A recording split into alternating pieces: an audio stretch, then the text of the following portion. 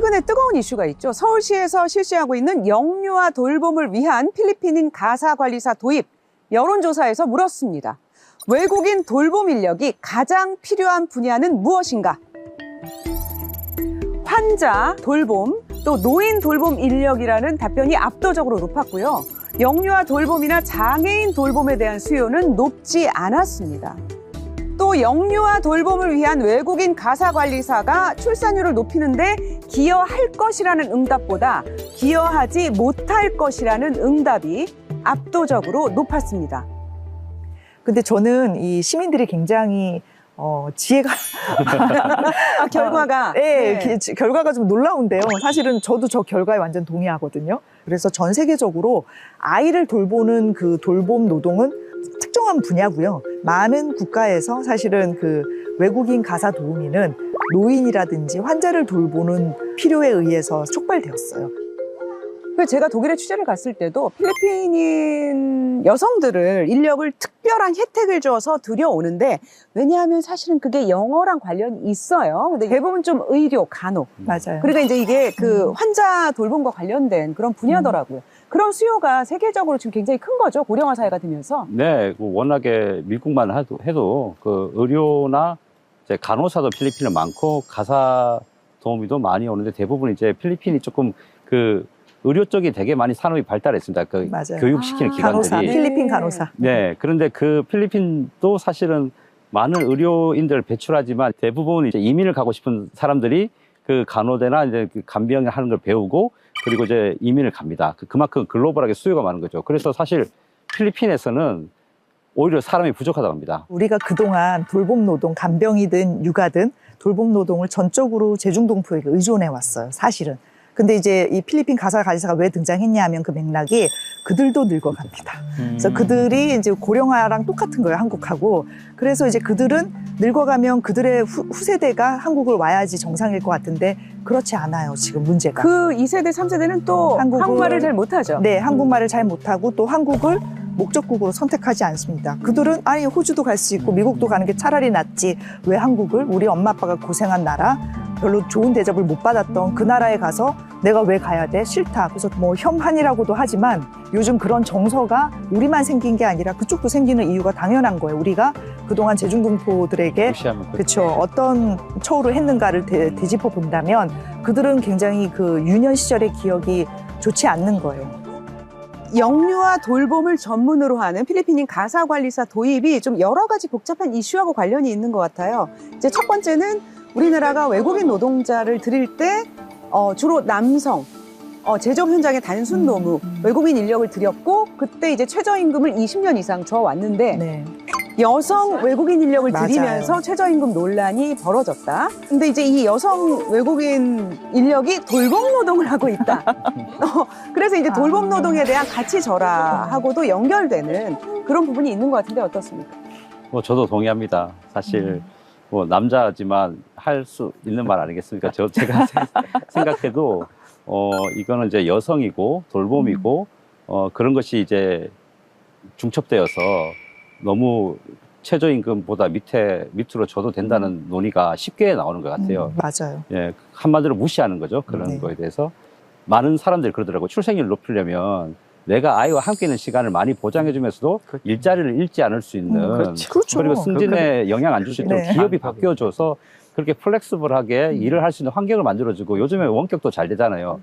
그런 것도 충분히 활용하면서 하는 게 그게 해결책이지 아이와 시간을 뺏는 것이 왜 해결책이 되느냐.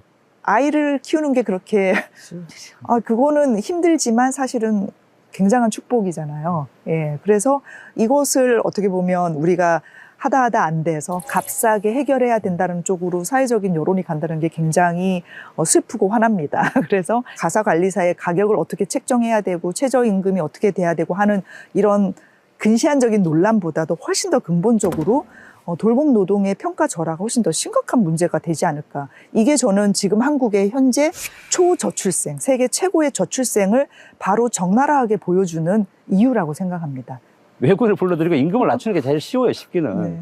근데 그게 지속 가능하고 그리고 또 우리가 이제 우리 한국의 세계에서 갖는 위치도 있고 왜 우리가 홍콩, 싱가포르를 따라가야 되느냐. 사실 그렇죠. 더 많은 맞아요. 선진국들이 많은데 네. 그럼 그런 나라들을 어떻게 해결하고 있는지 사회적으로 이걸 어떻게 해결해야 될지 좀 더 치열하게 고민해야 되는데 당장에 좀 쉽게 해결할 수 있는 방법으로 너무 하려고 하는 게 아닌가. 이민 정책 중에 많은 부분들이 좀 손쉽게 맞아요. 이 문제를 해결하려고 하는 그게 있는데 그러다 보면 우리 사회가 구조적으로 많이 변해야 되는 것들이 그 변화의 타이밍을 놓칠 수 있겠다 싶은 생각이 들더라고요. 중국 식당들이 즐비한 서울 자양동 양꼬치거리. 2010년 전후로 조선족 중국 동포들이 연 몇몇 양꼬치 식당들이 큰 인기를 끌자 마라탕, 훠궈 등 중국 본토의 맛을 재현한 음식점들이 잇따라 들어섰습니다.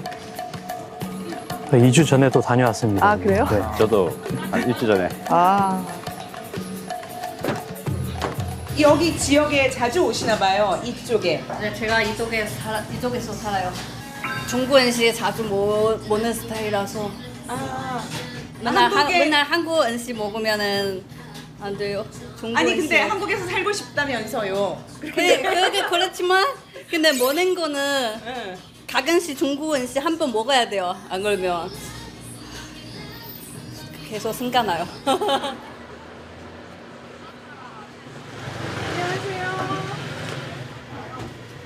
되게 외국 과일이 많나요? 네네네. 거의 사장님 청부 사람이니까 네 외국 과일 많아. 본인은 어느 나라 사람이? 청부 사람. 중국 과자 사러 오셨나 봐요. 누가 먹으려고 사시는 거예요? 제가요. 가끔 생각나세요, 중국 과일이? 상관하죠. 과일 우리 거 더 맛있는데. 우리 건 달고 끝풀이 얇아요. 그 우리 거가 어디? 중국 거? 중국 거. 중국 거. 우리 거 음식이 제일 안 바뀌는 거. 맞아요. 저는 여기 와서 거진 17년 있었거든요. 그래도 이게 그리워요, 가끔씩? 그립죠. 보면 그래도 이거 사 먹어요. 그래요? 보이면 그래도 이거 사 먹어요. 네. 저것도. 주변 다세대 다가구 지역의 경우 외국인 노동자와 유학생, 베트남, 몽골 등 아시아계 이주민들까지 유입되며 이 일대는 중국을 중심으로 한 아시아 외국인들의 거점으로 변모했습니다. 한국인들 중엔 외국인의 증가로 인한 불편함을 호소하는 사람들도 있습니다. 음식 자체가 기름지니까 똑같은 음식을 하더라 한국 사람은 안 막히는 거고 음식이 기름지니까 막히는 거고 쓰레기가 이제 안 쳐요. 그냥 막 버리는 거야. 처음에 와서 이거저거 분리하는 것도 보니까 어쩔 때 헷갈리는 있는 거 많잖아요. 얘네들 좀 구별 못해서 어떤 애들은 좀 그거 혹시 잘못 버릴까 봐 집에서 막 쌓여서 좀 그런 경우도 있어요. 그래서 집주인이 싫어하죠. 보면은 얘기를 해요 그냥. 쓰레기 되면 어떻게 내버려라. 그처럼 안 가져가니까. 그렇게 하면 듣는 편이에요.